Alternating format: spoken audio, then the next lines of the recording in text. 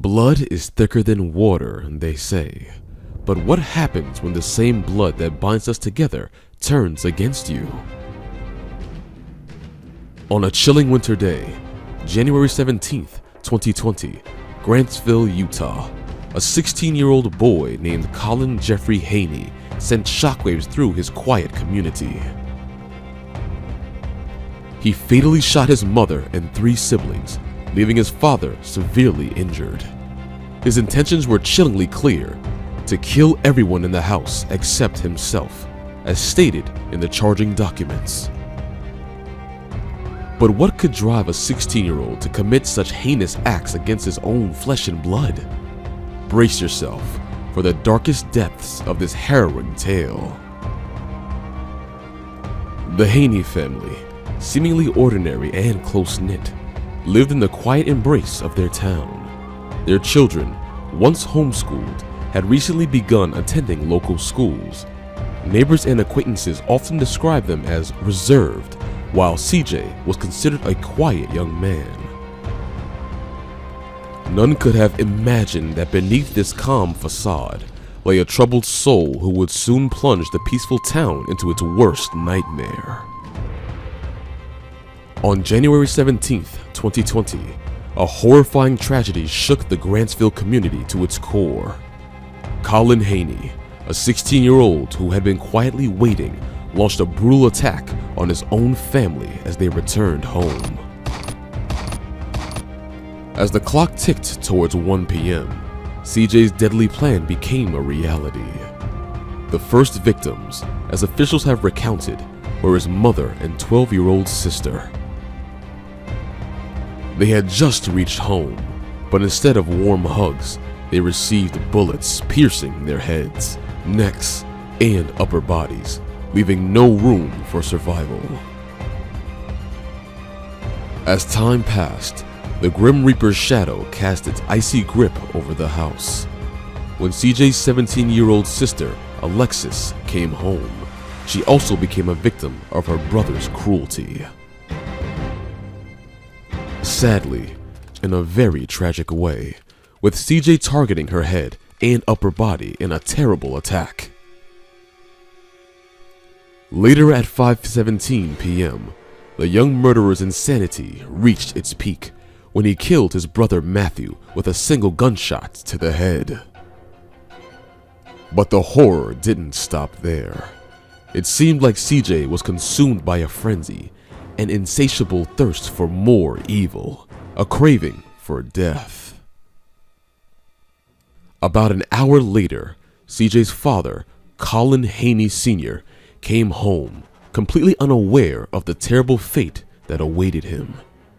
Out of nowhere, a gunshot echoed through the house, hitting him in the leg. He did his best to defend himself against his own son, but in the midst of the struggle, the 50-year-old father suffered another brutal blow to his head from an unidentifiable object.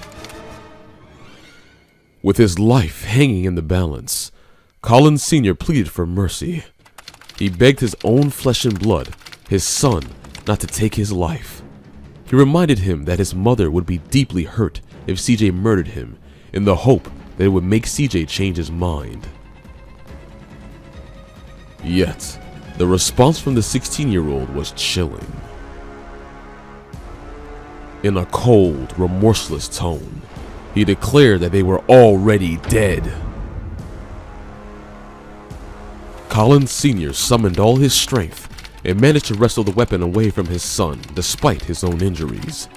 They were both rushed to the hospital. Surprisingly, when they got there, CJ calmly surrendered to the police.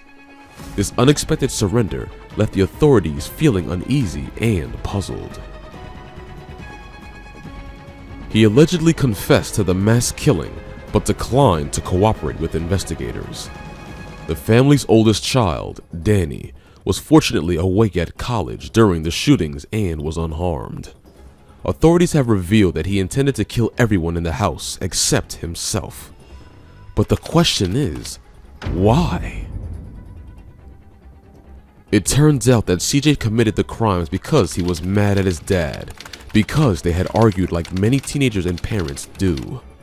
They argued about school, church, hanging out with friends, and playing video games. But aren't these issues common in every household? Things weren't adding up. Nonetheless, the crime had been committed, and now it was CJ's turn to pay the price.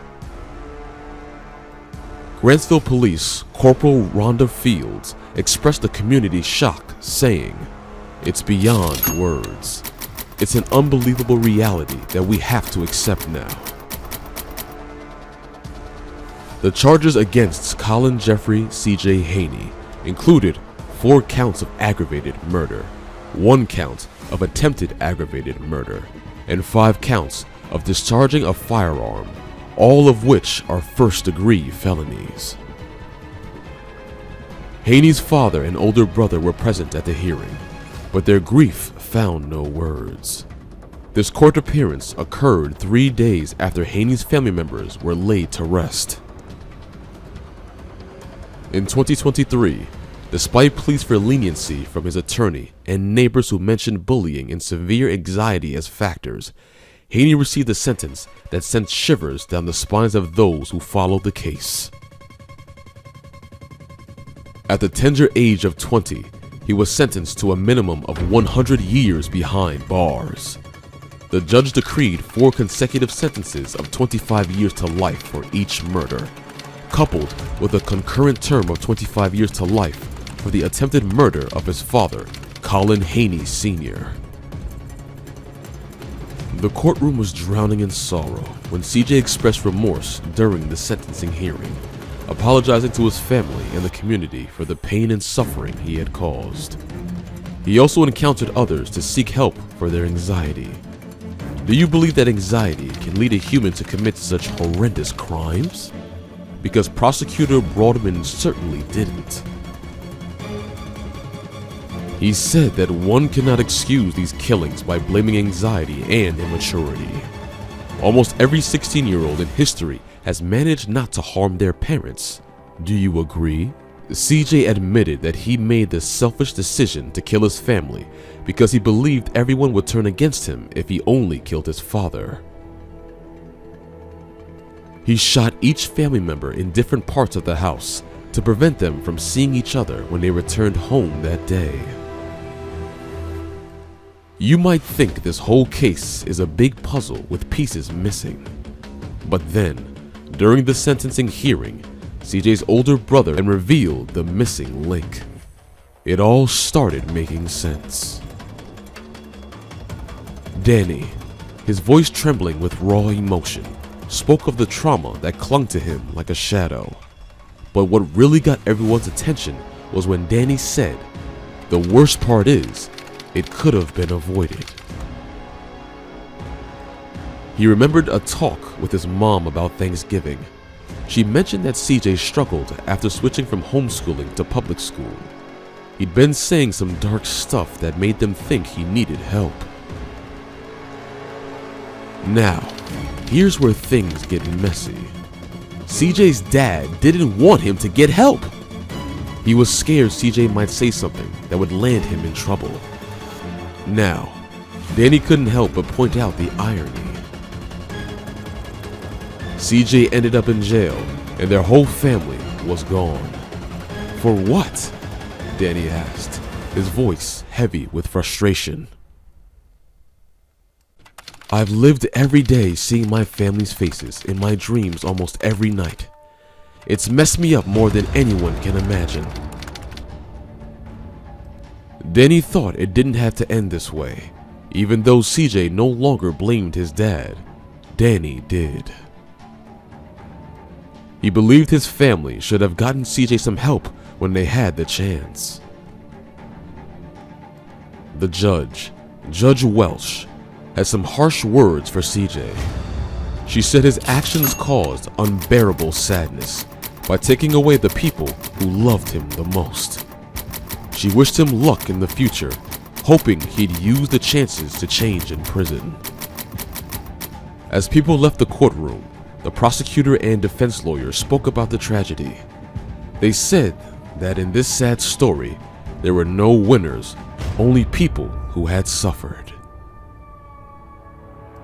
The Haynie tragedy serves as a grim wake-up call, emphasizing the significance of mental health and the danger of overlooking warning signs. Do you think CJ's brother is right that their dad made a big mistake? Share your thoughts in the comments, and I'll see you in the next video.